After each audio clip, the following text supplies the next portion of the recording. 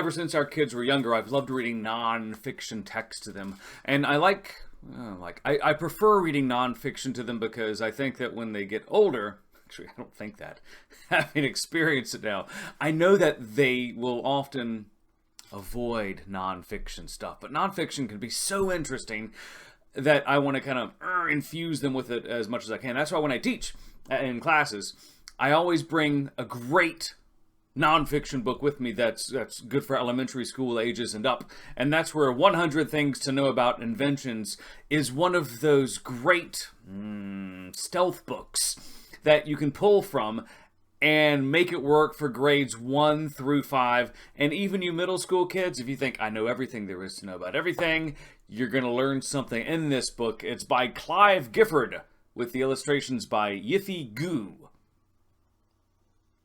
That sounds like something I spilled in the kitchen, but that's really the illustrator's name. Awesome! The illustrations are really good. They've got that Mad Men appeal. It's kind of timeless, kind of 60s, but also very relevant without being dated. But the hook for most audiences, brothers and sisters, is going to be the content. Because you'll learn about 100 things that you know about, but you'll learn a fact about that thing that you don't know. For us, we learned about Braille. How crazy is that? Most people know what Braille is, but did you know it was it wasn't kind of. It was invented or thought of by a French boy, a 12-year-old French boy who couldn't see. He developed a series of writing where things were raised, and he could then feel it and understand what people were talking about. Have you ever driven on a curvy road? You see those things in the middle? They look like bike reflectors that are just jammed into the pavement. They're called cat's eyes. They're kind of a nickname, cat's eye. And they were invented by an Englishman around 1935, I think, just as a way to save lives.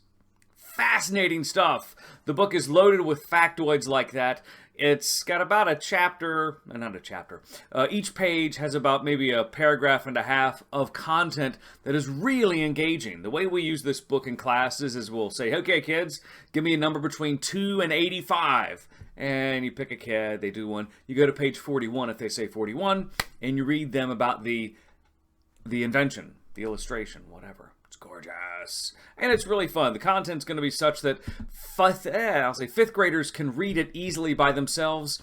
But if you're reading it, you can make it accessible to those first graders and up, because they want to hear it, because they'll know everything in the book. They just won't know all the facts about what you're talking about. This is fabulous stuff. When you think about nonfiction stuff, you think maybe National Geographic Kids, that's the elephant in the room. This book fits in very nicely with it as a good supplement.